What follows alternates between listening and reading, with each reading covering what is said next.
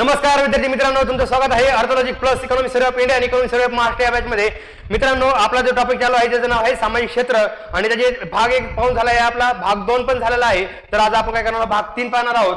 तर भाग 3 ची सुरुवात आज चालू करूयात बालविकासाच्या योजनापासून. तर लक्षात ठेवा, बालविकास योजना काय लक्षात ठेवा, मुलीचा जन्मदर वाढवणे असेल, अर्भक मृत्यू दर कमी करणे असेल, मुलीच्या शिक्षणाला प्रोत्साहन देणे व त्यांच्या आरोग्य स्थिती सुधारणे इत्यादीसाठी राज्यात विविध योजना राबवण्यात येत आहेत. तर त्या कोणकोणत्या स्कीम आहेत ते लक्षात ठेवा. 100% क्वेश्चन येईल या योजनावरती. एक माझी कन्या भाग्यश्री योजना असेल, लेक लाडकी योजना असेल, ह्याच्यावर कन्फर्म क्वेश्चन येणार आहेत येणाऱ्या राज्य सेवा मुख्य परीक्षा GS3 मध्ये. तर लक्षात ठेवा, माझी कन्या भाग्यश्री योजना काय लक्षात ठेवा, ती कधी चालू होती 1 एप्रिल 2016 पासून. लक्षात ठेवा, कधी 1 एप्रिल 2016 पासून. लक्षात ठेवा, माझी कन्या भाग्यश्री योजना ही डेट लक्षात ठेवा, कधी 1 एप्रिल 2016. लक्षात ठेवा, 2014-15 ते आपले जे होतं एकात्मिक फलोत्पादन अभियान, आपण जे पाहिलं होतं राष्ट्रीय फलोत्पादन अभियान होतं ते 2005-06 होतं आणि एकात्मिक फलोत्पादन अभियान 2015-16 होतं. आणि 15-16 जर पाहिलं त्यासोबत काय करा, माझी कन्या भाग्यश्री योजना एक किती 2016 ची आहे. असं लक्षात ठेवा की फलोत्पादनाचं उत्पन्न वाढलं, शेतकऱ्याकडे पैसा आला आणि काय पहिलं काय होतं की पैसा नसल्यामुळे शेतकरी काय करायचे, त्यांच्या मुलीला शिक्षणासाठी बाहेर पाठवत नव्हते किंवा त्यांचं कॉलेज म्हणजे पुढील शिक्षण तिथं थांबायचं. 10वी पर्यंत 8वी पर्यंत गावात शिकवायचे, तिथून पुढे स्टॉप करायचे. काय बऱ्यापैकी पैशाची पण अडचण असायची म्हणून. तर फळाचं उत्पन्न वाढलं समजा, असं म्हणायचं एकात्मिक फलोत्पादन अभियानामुळे 2015-16. मग त्यानंतर केलं, मग त्यांनी म्हणलं की माझी कन्या काय आहे तर भाग्यश्री आहे, मग तिला काय केलं पाहिजे, पुढे पाठवलं पाहिजे. आमचं उत्पन्न वाढले तर आम्ही काय करणार, आता मुलीचं शिक्षण स्टॉप करणार नाही. तिथून पुढे आम्ही काय केली, माझी कन्या भाग्यश्री योजना चालू केली. का तर आमच्याकडे काय पैसा आला, काय ऐकून फळं ऐकून पैसा आला आणि त्यातनं आम्ही काय केलं, मुलींचं काय केलं, मुलींचं जे शिक्षणासाठी तो पैसा खर्च केला. असं काहीतरी स्टोरी टाईप लक्षात ठेवा, माझी कन्या भाग्यश्री योजना 2016. मित्रांनो, तुम्हाला जाणून असेल की एकात्मिक फलोत्पादन अभियानाच्या रिलेटेड तुम्हाला भरपूर स्कीम इंटरलिंक केल्या किंवा शेतकऱ्याचं उत्पन्न डबल 2022 होतं, त्यासोबत तुम्हाला बऱ्याच गोष्टी लिंक केल्या. तुम्हाला काल पण सांगितलं होतं की त्या जेवढ्या स्कीम ह्या 2 लिंक होत ना, एका पेजवर जमलं. तर आता वेळ पण आहे एक्झामला आपल्या, जर थोड्या नोट्स स्वरूपात तुम्ही सगळ्या स्कीम तिथं मी जेव्हा सांगाल तेव्हा तुम्ही काय करा, वेगळी 4-5 पेजेस एक वेगळे काय करा, पेजेस बाजूला काढा कोरे आणि त्यावर हे योजना म्हणजे लिहून काढा. मी जसं सांगतो तसं खूप सारा फायदा तुम्हाला येणार एक्झामला होईल आणि एक्झाम डायरेक्ट आठवतील. आणि तुम्हाला एअर जरी आठवलं तरी तुम्हाला बाकीचे स्टेटमेंट स्वरूपात इन्फॉर्मेशन असते ती काय होतं आपल्याला माहित असते, फक्त आपलं काय होतं फॅक्च्युअल इन्फॉर्मेशन आपली इकडे तिकडे होते, त्यामुळे आपले क्वेश्चन चुकतात. ठीक आहे, आता काय माझी कन्या भाग्यश्री योजना काय 1 एप्रिल 2016. मुलीच्या जन्मदरात वाढ करणे, खरबलिंग निदान चाचणी रोखणे, मुलीच्या शिक्षणासाठी प्रोत्साहन व हमी देणे, मुलींच्या आरोग्यात सुधारणे त्या संदर्भात आहे. लेक लाडकी योजना काय ते लक्षात ठेवा मित्रांनो, शाळाबाह्य मुलीचे प्रमाण 0 वर आणणे आणि बालविवाह रोखणे हे होतं. बाकीचं तुम्ही वाचून घ्या, पण मी काय म्हणतो लेक लाडकी योजना सगळ्यात महत्त्वाचं काय, शाळा बाह्य मुलीचे प्रमाण 0 वर आणणे आणि बालविवाह रोखणे हे काय, तर हे महत्त्वाचं एक आपण हे पाहू शकतो. बेबी केअर किट काय आहे लक्षात, नवजात बालकांचे बालमृत्यूचे प्रमाण कमी करण्यासाठी प्राथमिक आरोग्य केंद्रात शासकीय रुग्णालयात प्रसूती होणाऱ्या मातांना प्रथम नवजात बालकासाठी 2000 रुपयांपर्यंतच्या बेबी केअर किट बॅग उपलब्ध करून देण्यात येत आहे. लक्षात ठेवा, बेबी केअर किट किती रुपये 2000 लक्षात ठेवा, बरोबर आहे. 2000चा जो असतो नोट असते त्याचा रंग कसा मित्रांनो, पिंक असतो. पिंक रंग कुणाला आवडतो, महिलांना आवडतो. मला लक्षात ठेवा, मग ते त्या संदर्भात तुम्ही लक्षात ठेवा 2000 नोट पिंक आहे. मग ते महिलांना काय द्यायचे, आपल्याला बेबी केअर किट द्यायची आहे त्यांच्या नवजात मुलांसाठी आणि ती कितीची आहे 2000 रुपयाची आहे मित्रांनो, किती 2000 रुपयाची असेल लक्षात ठेवा. नंतर किशोरवयीन मुलींसाठी योजना लक्षात, आकांक्षित जिल्ह्यामध्ये गडचिरोली, नंदुरबार, धाराशिव, वाशिम काय करायचं आपल्याला, निवडक किशोरवयीन मुलींना 14 ते 18 वर्ष आरोग्य व पोषण स्थिती सुधारण्यासाठी पोषण सहाय्य, लो फॉलिक ऍसिड गोळ्या पुरवणे, आरोग्य तपासणी व संदर्भ सेवा, पोषण व आरोग्य शिक्षण कौशल्य विषयक प्रशिक्षण देणे. तर लक्षात ठेवा आपल्याला काय आकांक्षित जिल्ह्यामध्ये गडचिरोली, नंदुरबार, धाराशिव, वाशिम लक्षात ठेवा. बरोबर, गडचिरोली काय आहे, नंदुरबार आहे, धाराशिव आणि वाशिम आहे. आता लक्षात ठेवा, हे लक्षात ठेवायचे आकांक्षित जिल्हे लक्षात ठेवायचे. नंदुरबारचा बरोबर आहे, नंदुरबार काय आहे, नंदू गडावर चढला असं लक्षात ठेवा, बरोबर आहे. धारधार शस्त्र घेऊन लक्षात ठेवा, नंदू गडावर चढला धारधार शस्त्र घेऊन. नंदुरबारचं काय लक्षात ठेवा, नंदुरबार गडावर चढला गडचिरोली, धारधारचं काय धाराशिव आहे, बरोबर आहे. आणि काय केलं त्यांनी आपण त्याला काय म्हणते वाशिम आहे ना, ते वाशिम त्यासोबत तुम्ही लक्षात ठेवा. म्हणजे धाराशिव मध्ये श आहे शामरागाचं आणि वाशिम मध्ये ही श आहे, त्यासोबत तुम्ही लक्षात ठेवू शकता. नंदुरबार गड चढला धारदार शस्त्र घेऊन असं घ्या, काय नंदू गड चढला धारदार शस्त्र घेऊन. मग काय तो अँबिशियस आहे ना, अँबिशियस असल्यामुळे तो चढला ना गडावर. अँबिशियस म्हणजे आकांक्षित, लक्षात ठेवा. अँबिशियस आहे ना म्हणजे आकांक्षित, म्हणजे त्यांचं काहीतरी पोटेन्शियल आहे डेव्हलप होण्याचं, पण ते सध्या वंचित आहेत, पण त्यांच्यामध्ये अँबिशन असल्यामुळे ते काय करतात, त्यांची जी परिस्थिती आहे ती सुधारणे होऊ शकते. म्हणजे काय, नंदू गड चढला धारधार शस्त्र घेऊन, म्हणजे नंदुरबार, गडचिरोली आणि हे काय मित्रांनो धाराशिव आम्ही घेतलं ते वाशिमचं पण लक्षात ठेवा. आणि किशोरवयीन मुलांचं वय किती लक्षात ठेवा. सरळ क्वेश्चन ऑनलाईन विचारत होता. 14 ते 18 वर्ष. किती? 14 ते 18 वर्ष लक्षात ठेवा. बाकीचं काय म्हणजे तुम्ही आताच वाचलं आहे आपण. नंतर आहे भारतरत्न डॉक्टर APJ अब्दुल कलाम अमृत आहार योजना काय आहे. अनुसूचित क्षेत्रामध्ये अतिरिक्त आदिवासी घटक कार्यक्रम क्षेत्रात उष्मांक आणि प्रथिने यांच्या अभावामुळे निर्माण झालेले कुपोषण कमी करणे. कशामुळे करायचे लक्षात ठेवा मित्रांनो. अनुसूचित क्षेत्र लक्षात ठेवा की अनुसूचित क्षेत्र हे लक्षात ठेवा आणि अतिरिक्त आदिवासी घटक कार्यक्रम क्षेत्रात उष्मांक आणि प्रथिने यांच्या अभाव निर्माण झालेले कुपोषण कमी करायचे. कोणाच्या भारतरत्न डॉक्टर APJ अब्दुल कलाम अमृत आहार योजनेनंतर हा PYQ येऊन गेलेला आहे. दुसरा आहे क्रांतीज्योती सावित्रीबाई फुले बाल संगोपन योजना. अशासकीय सामाजिक स्वयंसेवी संस्थांमार्फत अनाथ निराधार गरजू व बेघर बालकांना कौटुंबिक जीवन प्रदान करणे. बरोबर आहे. जर तुम्ही पाहिलं आपल्या क्रांतीज्योती सावित्रीबाई फुले यांचं कार्य हे निराधार लोकांसाठीच होतं, पण ते त्यांचं जे कार्य होतं तेच स्टेटमेंट दिलेलं आहे. आणि मित्रांनो बाकीचं जे आहे मित्रांनो काय करा, ही जे आहे ना लाभाचा प्रकार हे तुम्ही जस्ट वाचून घ्या. वाचून घेतलं तरी तुमच्या लक्षात राहील. नंतर आहे लक्षात ठेवा मित्रांनो पूर्व बाल्यावस्थेतील संगोपन व शिक्षण. महाराष्ट्र राज्य शैक्षणिक संशोधन व प्रशिक्षण परिषदेने बालकांच्या विकासाच्या टप्प्यावर बाल विकास शास्त्रावर आधारित 3 ते 6 वर्ष वयोगटातील बाल शिक्षण कार्यक्रम हा अभ्यासक्रम विकसित केला असून त्यास आकार असे नाव देण्यात आलेले. काय आकार? किती मुलांसाठी? 3 ते 6 वर्ष मुलांसाठी. किती? 3 ते 6 वर्ष मुलांसाठी. 3 ते 6 वर्ष मुलांसाठी आहे. आणि तो क्रमाचं नाव काय आहे? आकार. आता लहान लेकराला काय करायचं असतं, लहान लेकर काय असतं अजाणता असतो, त्याचं वय अजाणता, त्याला काय चांगलं आहे काय वाईट माहित नसतं, मग त्याला काय लहान वयाचा काय केला जातो, त्याला आकार दिला जातो. मग ते आकार कार्यक्रम आहे असं लक्षात ठेवा. आणि 3 ते 6 वर्ष वयोगट लक्षात ठेवा. आपल्या 6 वर्षापर्यंत आपल्याला हे माहितच असतं, पण ते किती 3 असं म्हणू शकतो आयोग 6 वर्षाखालील 6 वर्षाखाली नाही तर 3 ते 6 वर्ष लक्षात ठेवा. 3 ते 6 वर्षाला आपल्याला काय करायचं आहे मित्रांनो, त्याला आकार द्यायचा आहे. 3 काय लक्षात ठेवायचा आकार देण्यासाठी? मला सांग ना, 2 वर्ष मुलाला बोलता येत नाही काय नाही, 3 वर्षानंतर त्याला आणखी त्याची बुद्धी सजग झालेली असते असं लक्षात ठेवा. म्हणून 3 ते 6 वर्ष सरळ दिलं जाऊ. 6 वर्षाखाली तर 6 वर्षाखाली नाही 3 ते 6 का आता 3 वर्षापर्यंत मुलांना बोलायला येतं. त्यावेळेस आपण त्यासोबत कम्युनिकेशन करून त्याला कळतं की नेमकं समोरची व्यक्ती काय बोलत. त्यामुळे काय 3 ते 6 वर्षामध्ये आपण त्याला आकार द्यायचा आहे. आकार म्हणजे आकार कार्यक्रम. आणि कोण आहे? महाराष्ट्र राज्य शैक्षणिक संशोधन प्रशिक्षण परिषद आहे लक्षात ठेवा. अंगणवाडी दत्तक व धोरण लोकसभा भागातून अंगणवाडीच्या बळकटीकरणासाठी महाय ऑक्टोबर 2022 पासून अंगणवाडी दत्तक धोरण राबवण्यात आहे. तर मित्रांनो कधी ते 2022 पासून आहे. बाकी लक्षात ठेवा सामूहिक सहभागातून आहे. काय? लोकसहभाग. तुम्ही जर गावाकडे पाहिलं, गावाकडील मंदिर असतं लोकसहभागातून बांधलं जातं. गावाकडे मोस्ट ऑफ दी कामं जर पाहिले तर लोकसहभागातून. गावाकडे सप्ताह लोकसहभागातून होतो. बरोबर आहे. गावाकडे यात्रा असेल किंवा जत्रा असेल लोकसहभागातून होते. आणि अंगणवाडीचा सगळ्यात जास्त जर वापर कोण करत असेल तर ग्रामीण भागामध्ये त्याचा तुम्ही जर पाहिलं पुरेपूर वापर अंगणवाडीत होतो. आणि अंगणवाडी चांगलं सक्सेसफुल आपल्याला जे काय म्हणतात एक युनिट पाहता येईल ग्रामीण भागामधलं जे म्हणजे एक जे बनवलं होतं पॉलिसी मेकिंग मधलं अंगणवाडी. तुम्ही असेल मी असेल सगळे आपण काय आलं अंगणवाडीमध्ये अंगणवाडीमध्ये आपला पौष्टिक आहार भेटला असेल. बऱ्याच गोष्टी आहेत अंगणवाडीमध्ये आपल्या डेव्हलप झालेल्या असतात. त्यामुळे अंगणवाडी कुठे? गावात लक्षात ठेवा. आणि म्हणून लक्षात ठेवा लोकसहभाग जास्त कुठे? गावाकडे असतो. म्हणून लक्षात ठेवा लोकसहभाग गाव अंगणवाडी असं लक्षात ठेवा. आणि कधी 2022 आता 2022 शेतकऱ्याचं उत्पन्न डबललं. मला सांगा लोकसहभागाचा मला सांगा गावातल्या लोकांचं उत्पन्न वाढलं डबल झालं इन्कम. गावाकडे लोक काय असतात शेतकरी असतात त्याचं उत्पन्न डबल झालं. म्हणून आमच्या अंगणवाड्याला काय केलं आम्ही दत्तक घेतलं का तर कारण आमच्या अंगणवाड्यांमध्ये आमचीच मुलं शिकतात आणि त्यांना काय करायचं आम्हाला मोठं करायचंय. म्हणून गावाकडल्या लोकांनी काय इनिशिएटिव्ह घेतला. आमचं उत्पन्न डबल झालं 2022ला आणि आम्ही अंगणवाड्या केला लोकसहभागातून डेव्हलप केल्या असं लक्षात ठेवा. चाचा नेहरू बाल महोत्सव लक्षात ठेवा. शासकीय अशासकीय सामाजिक सोयी संस्थांमध्ये दाखल झालेल्या सर्व मुलांच्या सुप्त गुणांना वाव देऊन त्यांचे बंधुत्व व संघभावना निर्माण होण्यासाठी चाचा नेहरू बाल महोत्सव राज्यातल्या प्रत्येक जिल्ह्यात व प्रादेशिक विभागात दरवर्षी नोव्हेंबर महिन्याच्या दुसऱ्या आठवड्यात साजरा करण्यात येतो. आपल्याला माहिती लक्ष काय चाचा नेहरू बाल महोत्सव काय लक्षात ठेवा. गुप्त काय म्हणजे आपल्या आपले जे गुण असतात बरोबर सुप्त गुण गुप्त चाललं सुप्त गुणांना काय दिले वाव देण्यासाठी असं लक्षात ठेवा. चाचा नेहरू बाल महोत्सव लक्षात ठेवा. चाचा नेहरू पण असे नेहरू जे होते ते आपण म्हणतो 14 नोव्हेंबर बाल दिन. मग चाचा नेहरूला लहान मुलं आवडायचे असं लक्षात ठेवा. 14 नोव्हेंबर आणि आणि त्यांच्या काय करायचं होतं, त्याला काय आवडायचे, त्यांच्या तुमची खूप सलगी झाली असं लक्षात ठेवा. आणि लहान मुलांना काय केलं, त्यांच्या सुप्त गुणांना वाव देण्यासाठी चाचा नेहरूंनी असं समजा की हा कार्यक्रम चालू केला, असं स्टोरी टाईप लक्षात ठेवा. चाचा नेहरू दुसरा आठवडा आहे ना, पहिला आठवडा दुसरा आठवडा 14 नोव्हेंबर दुसऱ्या आठवड्यात येतं ना, फक्त 14 नोव्हेंबर जरी लक्षात ठेवलं तरी दुसऱ्या आठवड्याच्या स्टेटमेंट मध्ये जरी असला आयोगाच्या आपल्याला दिलं पहिला आठवड्यात, दुसरा आठवड्यात, तिसरा आठवडा, चौथा आठवडा, तर दुसरा आठवडा का लक्षात ठेवायचा, 14 नोव्हेंबर हे दुसऱ्या आठवड्यात असतं म्हणून लक्षात ठेवा.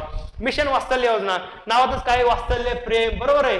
बिकट परिस्थिती तसेच इतर असुरक्षित बालकांसाठी शासन व नागरिक यांच्या भागीदारीतून सुरक्षित वातावरण निर्मिती करणे हा मिशन वात्सल्य योजनेचा उद्देश आहे. महत्वाचा काय आहे मित्रांनो, शासन व नागरिक हा पण काय आहे, लोकसहभागाचा प्रोजेक्ट आहे. मिशन वास्तवले सरकारलाच फक्त जाणीव नसली पाहिजे, तर देशातील नागरिकांनाही त्याची जाणीव असली पाहिजे कुणाबद्दल, जे अनाथ असतील, जे असुरक्षित बालक असतील. त्यामुळे जो आमचा मिशन वात्सल्य आहे फक्त आमच्या सरकारला नाही तर आमच्या नागरिकांनाही संवेदना आहेत असं समजायचं. आणि लक्षात ठेवा, मिशन वात्सल्य हे शासन पण राबवतो आणि नागरिक यांच्या लोकसहभागातून राबवलेलं दिसतं, लक्षात ठेवा मित्रांनो.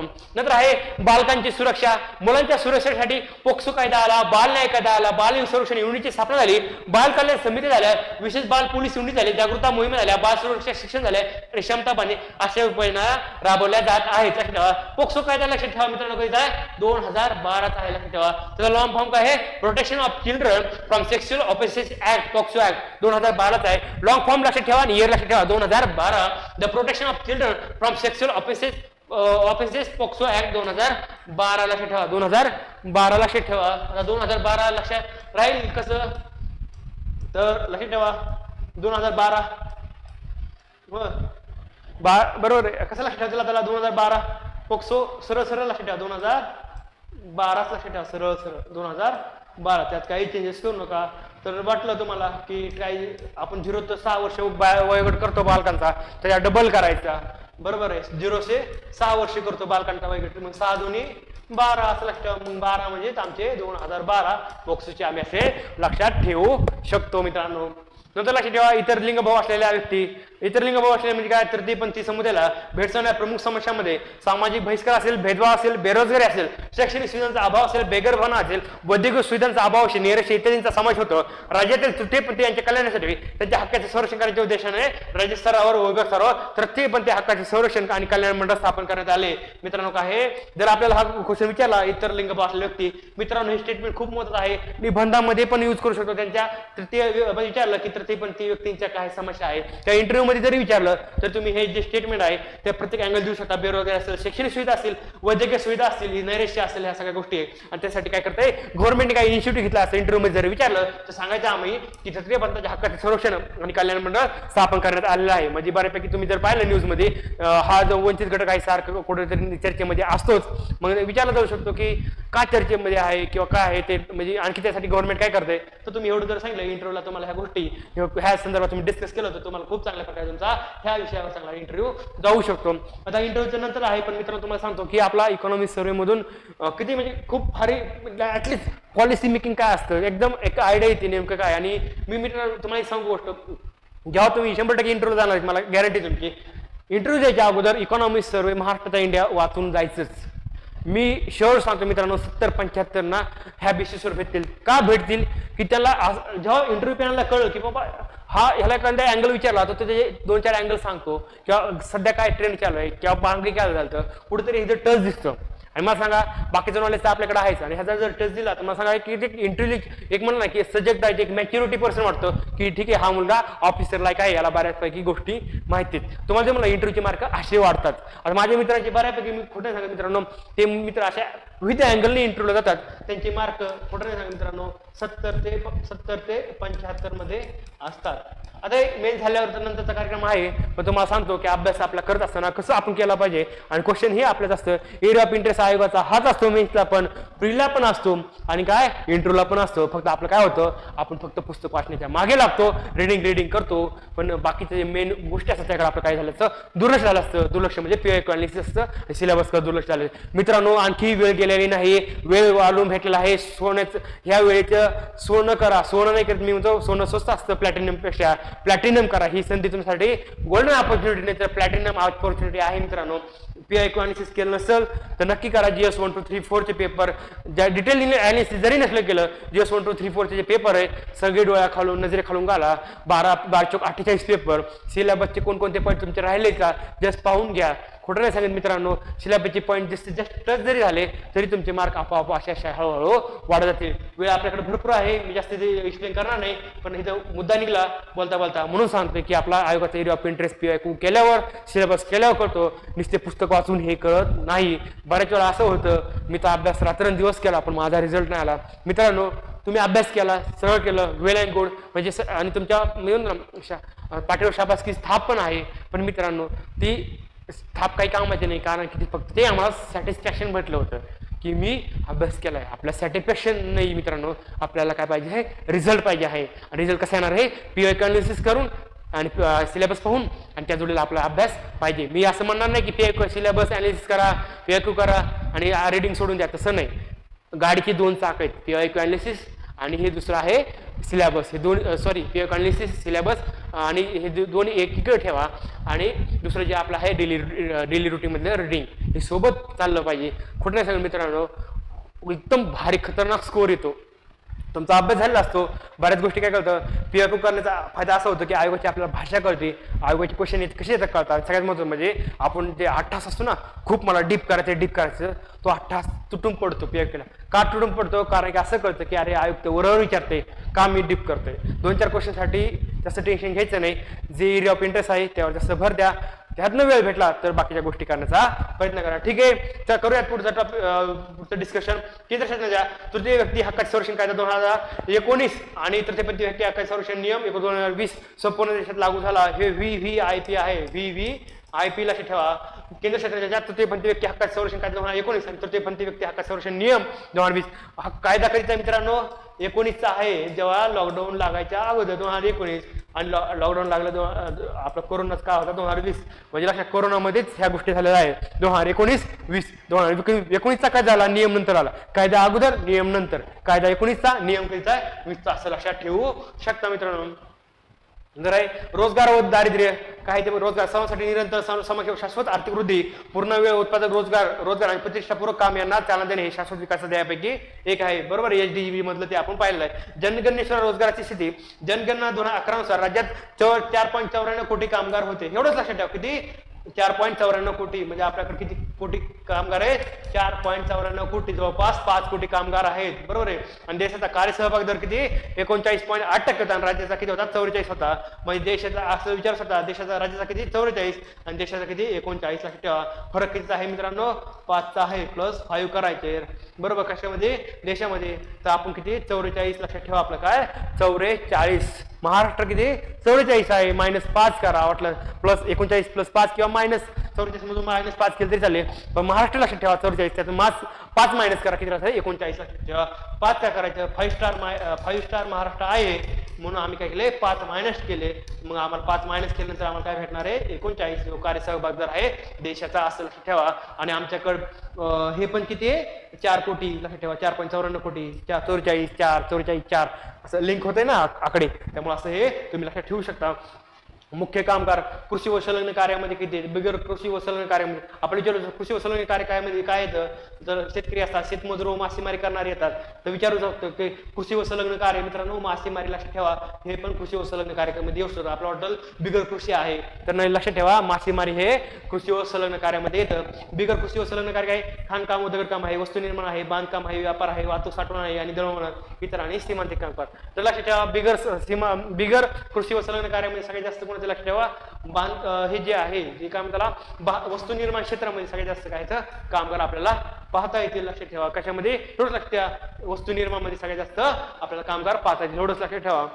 नंतर लक्षात ठेवा मित्रांनो, उद्योग प्रकरण राज्यातील कामगारची टक्केवारी, म्हणजे सगळ्यात जास्त कामगार कुठे लक्षात ठेवा, कृषी व संलग्न क्षेत्रामध्ये. बरोबर आहे, वस्तू निर्माण मध्ये 3 नंबरला आहेत आणि व्यापार दुरुस्ती वाहतूक साठवण दळणवळणामध्ये 2ऱ्या नंबरला आपल्याला पाहता येईल. लक्षात ठेवा कृषी व संलग्न क्षेत्र ऑब्वियस आहे ना, सगळ्यात जास्त कामगार कुठे, कृषी व्यापार दुरुस्ती वाहतूक साठवण दळणवळण 2 नंबरला आहे, वस्तू निर्माण मध्ये 3 क्रमांकाला आहे. जर टोटल आपण उद्योग प्रकारामध्ये पाहिलं तर कामगार सगळ्यात जास्त कृषीमध्ये, ऑब्वियस आहे ना, कृषीमध्येच असणार.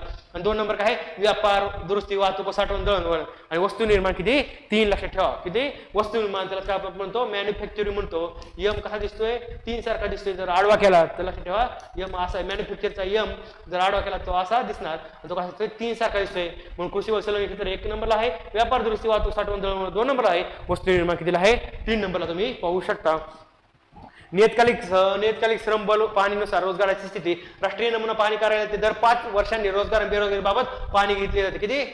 किती वर्षांनी राष्ट्रीय मित्रांनो, 5 वर्ष विचारलं जाऊ शकतं. 5 वर्षांनी, बरोबर. किती, 5 वर्षांनी घेतली जाते. कोण घेतं, राष्ट्रीय नमुना पाहणी कार्यालयामार्फत.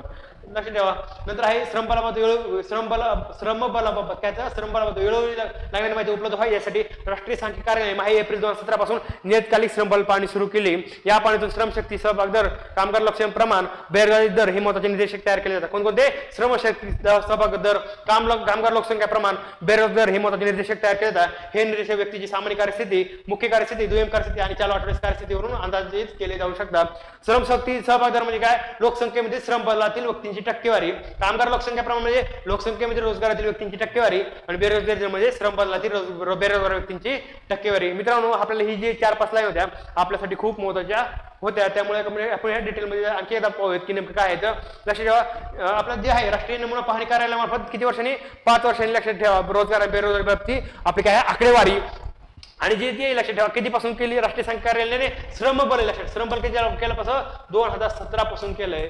तर कारण की आम्हाला बेरोजगारीपासून खतरा वाटत होता म्हणून आम्ही 17 पासून चालू केलं. 17 अभिनय कोई खतरा, असं लक्षात ठेवा. आम्हाला बेरोजगारीचा खतरा वाटत होता, ती बेरोजगारी किती प्रकारची आहे आम्हाला ते चेक करण्यासाठी आम्ही 2017ला काय केलं, श्रमबलाची पाहणी सुरू केली. 2017 पासून किती, 2017 ताब नाही कोई खतरा, असं लक्षात ठेवा. का तर आम्हाला बेरोजगारीची खतरा वाटत होता, असं लक्षात ठेवा.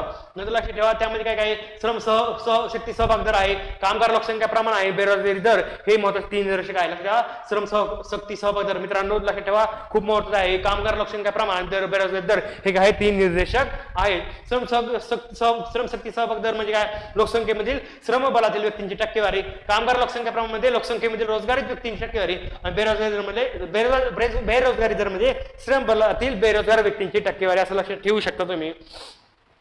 आता नंतर जे आहे लक्षात ठेवा, काम करणाऱ्या व्यक्तींची क्षेत्रांनी हे टक्केवारी.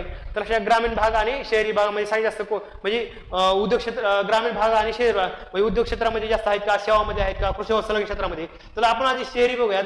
शहरीमध्ये जर पाहिलं, शहरीमध्ये लक्षात ठेवा, सॉरी आधी ग्रामीण पाहूयात. ग्रामीण जर पाहिलं तर मित्रांनो आपल्याला जाणवलं कृषी व संलग्न क्षेत्रामध्ये 67% आहे जवळपास, बरोबर आहे. सेवा क्षेत्रामध्ये 18% आणि उद्योगामध्ये 14% आपल्याला लोक काम करताना दिसतील. म्हणजे सगळ्यात जास्त पुढे टक्केवारी जरी लक्षात ठेवली. ग्रामीण भागात जर पाहिलं तर मला अभ्यास आहे, बट अभ्यास नाही कुठे असतील सगळ्यात जास्त रोजगारीत लोक कृषी व संलग्न क्षेत्रामध्ये. आणि दुसरं कोणतं आहे, सेवा क्षेत्रामध्ये आहे. आणि ती सगळ्यात कमी कुठं, उद्योग, बरोबर. ग्रामीण भागामध्ये सगळ्यात कमी असणार उद्योग असणार ना, बट अभ्यास आहे सगळ्यात जास्त रोजगार कोण देणार आहे, कृषी व संलग्न क्षेत्र. दुसरं काय आहे, सेवा म्हणजे छोटे मोठे आपले जे दुकान असतील किंवा हे असतील ती देणारे सेवा क्षेत्र असतं. आणि उद्योगधंदे खूप कमी प्रमाणात ग्रामीण भागामध्ये असतं म्हणून उद्योग 3 नंबरला. ग्रामीण भाग म्हणलं की काय, कृषी व संलग्न क्षेत्र. दुसरं काय आहे मित्रांनो, सेवा क्षेत्र आहे. तिसरं आहे उद्योग क्षेत्र आहे. शहरामध्ये काय लक्षात ठेवा, कृषी व संलग्न क्षेत्र कुठं पाहिजे मित्रांनो, टॉपला पाहिजे. टॉपला जे ग्रामीण भागामध्ये होतं, शहरामध्ये काय असतं शेतीमधले रिलेटेड उद्योग रोजगार कमी असतो. बट ऑब्वियस शेती केली जात नाही शहरामध्ये, असं लक्षात ठेवा. म्हणून तो डायरेक्ट बॉटमला येणार. बॉटमला आले म्हणून लक्षात ठेवा 3 नंबरला शहरामध्ये जर पाहिलं कृषी व संलग्न क्षेत्र बॉटमला पाहिलं. सेवा क्षेत्र सगळ्यात जास्त असतं तुम्हाला माहिती. नंतर उद्योग आणि कृषी व संलग्न क्षेत्र लक्षात ठेवा. शहरामध्ये काय बॉटमला काय कृषी व संलग्न क्षेत्र, नंतर पहिला काय सेवा, दुसरा आहे उद्योग, असं लक्षात ठेवू शकता. नंतर आर्थिक गणनेनुसार रोजगाराची स्थिती. 6व्या आर्थिक गणनेत पीक उत्पादन व लागवड, लोक प्रशासन, संरक्षण, अनिवार्य सामाजिक सुरक्षा सेवा, घरगुती कामगाराचे मालक म्हणून कुटुंबाचे कार्य, उद्देश संघटना व संस्थांचे कार्य तसेच अनधिकृत कार्य वगळता सर्व आस्थापनांचा समावेश करण्यात आला आहे. किती गणना होती, 6वी गणना होती. लक्षात ठेवा मित्रांनो, 6वी किती 2013ची लक्षात ठेवा. त्यामध्ये काय काय, पीक उत्पादन व लागवड असेल, लोक प्रशासन संरक्षण असेल, अनिवार्य सामाजिक सुरक्षा असतील, घरगुती कामगाराचे मालक म्हणून कुटुंबाचे कार्य, विदेशी संघटना व संस्था कार्य तसेच अनधिकृत कार्य वगळता सर्व आस्थापनांचा समावेश करण्यात आला होता. किती गणना होती लक्षात ठेवा, 6वी आर्थिक गणना होती, असं लक्षात ठेवा. नंतर रोजगार क्षेत्र माहिती कार्यक्रमानुसार रोजगार क्षेत्र माहिती करण्याचा मुख्य उद्देश सार्वजनिक व खासगी क्षेत्रातील रोजगाराच्या संरचनेबाबतची माहिती उपलब्ध करून रोजगाराच्या स्तरांतील बदलाबाबतचे संनियंत्रण करणे आहे. तर हे लक्षात ठेवा, सार्वजनिक आणि खासगी दोघांचाही सहभाग आपल्याला पाहता येईल. नंतर आहे कारखान्यातील रोजगार. राज्यात कारखाने अधिनियम कितीचा लक्षात ठेवा 1948 आहे. एवढंच लक्षात ठेवा. आपल्याला जोड्या लावामध्ये विचारलं जाऊ शकतं तो अधिनियम कितीचा आहे 1948 आहे मित्रांनो. लक्षात ठेवा 1947 ला आमचा जर भारत देश स्वतंत्र झाला तर आम्हाला लगेच काय पाहिजे होतं लोकांना हाताला काम धंदे पाहिजे होते म्हणून आम्ही लगेच आला कारखाने आले. मग कारखान्याचं रेग्युलेशन करण्यासाठी लक्ष अधिनियम कधी आला 1948 ला. 47 झालं की 48 ला. आणि कारखाने किती लक्षात ठेवा 37,670 नोंदणीकृत कारखाने आहेत. तर राऊंड फिगर लक्षात ठेवा 37,000 लक्षात ठेवा. किती 37,000 लक्षात ठेवा. राज्य शासन सेवेतील कर्मचाऱ्याबद्दल काय आहे ते तुम्ही जस्ट पाहून घ्या लक्षात ठेवा.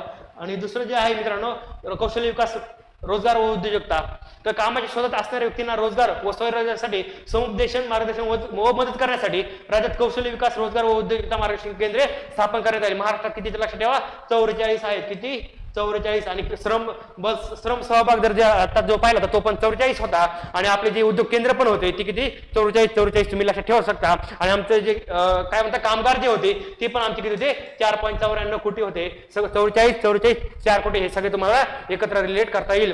रोजगार प्रोत्साहन योजना काय कार्यक्रम काय ते तुम्ही जस्ट वाचून घ्या. त्याच्यामध्ये असं काही नाही पण हे लक्षात ठेवा सन 2009-10 पासून सर्व जिल्ह्यामध्ये रोजगार मेळावे आयोजित करण्यात आले होते. लक्षात ठेवा 2009 ला एक इलेक्शन झालं होतं त्या दरम्यान 9-10 ला लक्षात ठेवा की आपल्याला काय केलं रोजगार मिळावे. लक्षात ठेवा बरोबर आहे. जेव्हा इलेक्शन लागतात त्यावेळेस अशा गोष्टी झाल्या असतात. 2004 इलेक्शन झाल्यानंतर 2009-10 असं जाणवलं की देशामध्ये काय केलंय बेरोजगार खूप वाढला आहे. त्यावेळेस लक्षात ठेवा की कुठेतरी सरकार असतं ना की इन्सिक्युरिटी फील करतं तरुणांच्या बाबतीत. तर त्यामुळे त्यांना काहीतरी आश्वासन देण्यासाठी 2009-10 ला काय केले रोजगार मिळावे चालू केले. कधी 2009-10 लक्षात ठेवा. राज्य शासनाच्या कौशल्य विकास योजनेचे नियोजन समन्वय अंमलबजावणी तसेच सहनियंत्रण यासाठी महाराष्ट्र राज्य कौशल्य विकास सोसायटी प्रमुख संस्था आहे. कोणती महाराष्ट्र राज्य कौशल्य विकास सोसायटी ती कोणी प्रमुख संस्था आहे. नंतर आहे पुण्य श्लोक अहिल्यादेवी होळकर महिला स्टार्टअप योजना.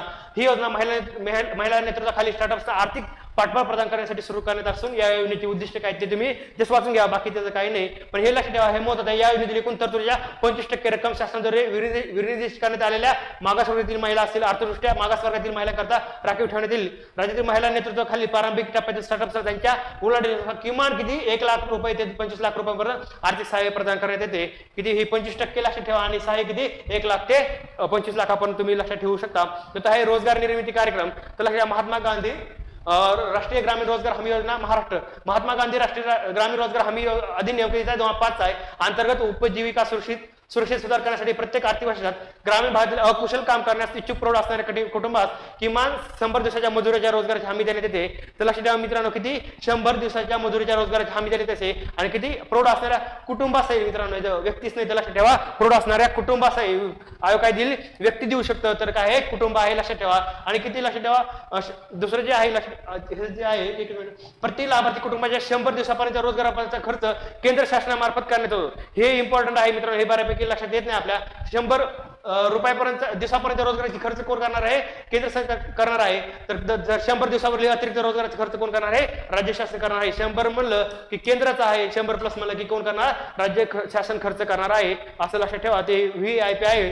नंतर लक्षात महाराष्ट्र राज्य ग्रामीण जीवन ज्योती अभियान त्याला आपण काय म्हणतो उमेद म्हणतो बरोबर आहे. उमेद कशासाठी दीनदयाळ अंत्योदय योजना राष्ट्रीय ग्रामीण जीवन ज्योती अभियान अंतर्गत महाराष्ट्र राज्य ग्रामीण जीवन ज्योती अभियान उमेद राज्य शासनामार्फत राबवण्यात येत आहे. कोणामार्फत राबवण्यात येते राज्य शासनामार्फत. आणि कोणाच्या अंतर्गत आहे लक्षात ठेवा दीनदयाळ अंत्योदय योजना राष्ट्रीय ग्रामीण जीवन ज्योती अभियान अंतर्गत आहे लक्षात ठेवा. या अभियानांतर्गत शाश्वत शेती व पशुपालन गौण उत्पादन आणि मत्स्य व्यवसाय या संलग्न कार्यावर भर दिला जातो.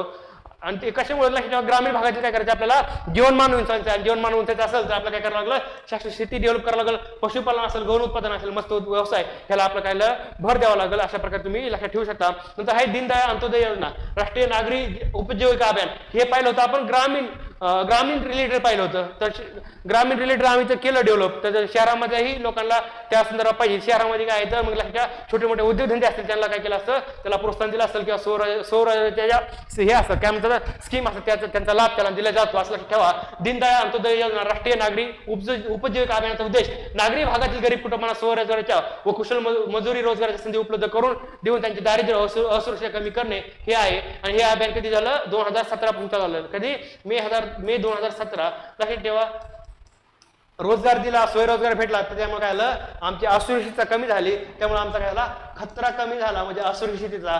म्हणून 2017 अब कोई खतरा ह्या संदर्भात तुम्ही असं लक्षात ठेवू शकता. ही पण स्कीम नंतर आता लक्षात ठेवा मित्रांनो, पंतप्रधान रोजगार निर्मिती कार्यक्रम कधी आहे 2008-9 आहे आणि त्याचं काही नागरी भागात होणारे स्थलांतर कमी करण्यासाठी पारंपरिक कारागिरी व बेरोजगार युवकांसाठी स्वरोजगार उद्योगांची उभारणी करून रोजगाराच्या संधीत वाढ करणे हे कार्यक्रमाचे उद्देश आहे. तर पंतप्रधान रोजगार निर्मिती कार्यक्रम कधीचा आहे 2008-9चा आहे. लक्षात ठेवा मित्रांनो, 2008-9चा लक्षात ठेवा. 2008ला आपली काय आली मंदी, असं लक्षात ठेवा जगभरात मंदी आली होती आणि त्या संदर्भात त्या रिलेटेड आपल्याला त्या कालखंडाचं आपल्याला हे पंतप्रधान रोजगार निर्मिती कार्यक्रम आला असं लक्षात ठेवा. 2008-9 लक्षात ठेवा. आणि त्याचं उद्दिष्ट काय होतं लक्षात ठेवा, स्थलांतर कमी करण्यासाठी, कुठलं नागरी भागात होणार स्थलांतर कमी करण्यासाठी आपल्याला ते काय केलं होतं, पंतप्रधान रोजगार निर्मिती कार्यक्रम होता 2008-9 ह्या आणि नागरी भागातील स्थलांतर कमी करणे एवढंच लक्षात तुम्ही इथं ठेवू शकता. मुख्यमंत्री रोजगार निर्मिती कार्यक्रम तर लक्षात ठेवा, सन 2019 पासून सूक्ष्म व लघु उद्योगद्वारे रोजगाराच्या संधी निर्माण करण्यासाठी राज्यात या कार्यक्रमाची अंमलबजावणी करण्यात येत आहे. या कार्यक्रमांतर्गत प्रकल्प किमतीच्या 15 ते 35% अर्थसहाय्य संलग्न अनुदान दिले जाते. तर लक्षात ठेवा, मुख्यमंत्री रोजगार निर्मिती कार्यक्रम कधी 2019 आहे. नॅशनल इन्फ्रास्ट्रक्चर पाईपलाईन कधी घोषणा झाली 2019 ला झाली होती आणि नॅशनल इन्फ्रास्ट्रक्चर पाईपलाईनच्या अंतर्गत खूप सारं एक आपल्याला म्हणते ना डेव्हलपमेंट असेल, इन्फ्रास्ट्रक्चर असेल, डेव्हलप करत होतं. मग त्या रिलेटेड सेंट्रलचं चालू होतं. तसंच राज्यामध्ये काय केलं, मुख्यमंत्री रोजगार निर्मिती छोटा कार्यक्रम चालू केला म्हणजे राज्य लेवलला. तो कधी 2019ला आमची नॅशनल इन्फ्रास्ट्रक्चर पाईपलाईन होती आणि मुख्यमंत्री रोजगार निर्मिती ही कार्यक्रम होता. आणि किती होता, 15 ते 35% काय करायचं अर्थसहाय्य. लक्षात ठेवा, मुख्यमंत्री युवा प्रशिक्षण योजना मित्रांनो सध्या जी चालू आहे योजना, आपली लाडकी बहीण योजना कधी होती मित्रांनो, तुम्हाला सांगितलं मेला जर शाळेमध्ये रिझल्ट लागला, जून मध्ये आमची लाडकी बहीण शाळेमध्ये जायला लागली, ती होती लेख लाडकी आपली माझी लाडकी बहीण योजना कधी ती लक्षात ठेवा जून 24 ची होती, बरोबर आहे. आणि लक्षात ठेवा ही गुलाबी रिक्षा कधी, गुलाबी रिक्षाचं आपण जे पाहिलं होतं ना ते 2024 होतं, कारण की आमच्या जूनला ऍडमिशन झालं, जुलैला आम्हाला काय रेग्युलर शाळेत येण्यासाठी रिक्षा लागत होती, ती कधी होती जुलै 24 ची होती. हे झालं महिलांशी रिलेटेड होतं. मग बाकीचे जे होतं तरुण वर्ग, बाकीचे युवा असतील ते म्हणले मग आमचं काय, तर त्यांच्यासाठी ही गव्हर्नमेंटने जुलैमध्ये चालू केली मुख्यमंत्री युवा प्रशिक्षण योजना. ही योजना जुलै 2024 मध्ये सुरू करण्यात आलं असून या योजनेचा उद्देश रोजगार इच्छुक उमेदवारांना कार्य प्रशिक्षण देऊन त्यांची क्षमता वाढवणे, उद्योजकांना त्यांच्या उद्योगासाठी आवश्यक असलेले मनुष्य उपलब्ध करून देणे आहे. आणि वयोगट किती आहे मित्रांनो, 18 ते 35 आहे. इथं पण किती होतं, प्रकल्प किंमत 15 ते 35 होती, तिथं वयोगट किती 18 ते 35 तुम्ही बाउंड्री लाईन टाकू शकता. नंतर त्यासाठी काय लक्षात, 12वी उत्तीर्णासाठी 6,000 रुपये, ITI पदविकासाठी 8,000 आणि पदवी आणि पदव्युत्तर पदवीसाठी 10,000. कारण की लक्षात 12वी म्हणलं की 6, ITI 8 आणि पदव्युत्तर 10 असं लक्षात ठेवा. 6 + 2 8,000, 8 + 2 10,000 असं लक्षात ठेवा. 6, 8, 10 लक्षात ठेवा. अशा प्रकारे तुम्ही लक्षात ठेवू शकता. या योजनेनंतर प्रत्येक आर्थिक वर्षात किती सुमारे 10 लाख रोजगार प्रशिक्षण संधी उपलब्ध करून दिल्या जातील. मुख्यमंत्री युवा कार्य प्रशिक्षण योजनेचा तपशील काय ते आपण बघणार आहोत. ते जेवढा काय जो महत्त्वाचा नाही, फक्त लक्षात ठेवा एवढं 10 लाख आणि आताच्या आकडेवारी आपण लक्षात ठेवू शकतो. अशा प्रकारे आपण काय केलं आहे, आपला सामायिक क्षेत्र भाग 3 कंप्लीट झालाय. तर आपला भाग 4 आणि भाग 5 आपण पुढच्या लेक्चरमध्ये कंप्लीट करणार आहोत. मित्रांनो तुम्हाला जे बाकीच्या गोष्टी असतात मी एक्सप्लेन करत नाही, त्या एक्झामच्या दृष्टीने खूप महत्त्वाच्या आहे. आता वेळेच्या अभावी आपल्याला एक्सप्लेन करणं होत नाही आणि त्या गोष्टी तुम्ही फक्त काय करा, वाचून घ्या. वाचून घेतल्या त्या गोष्टी तुम्हाला लक्षात येतील. एक्झाममध्ये एक सेन्स डेव्हलप होईल की नेमकं ती योजना काय होती आणि त्या रिलेटेड तुम्हाला त्या स्कीमचं उत्तर तुम्हाला काढता येईल. जी बाकी फॅक्च्युअल इन्फॉर्मेशन आहे ट्रिक्स, टेक्निक्स आणि ट्रिकच्या स्वरूपात मी तुम्हाला सांगतच असतो. त्यामुळे इथून पुढचं जे आहे बॅच आपण थोडं फास्ट मध्येच घेणार आहोत. ठीक आहे, चालेल, इथेच थांबूयात. थँक्यू.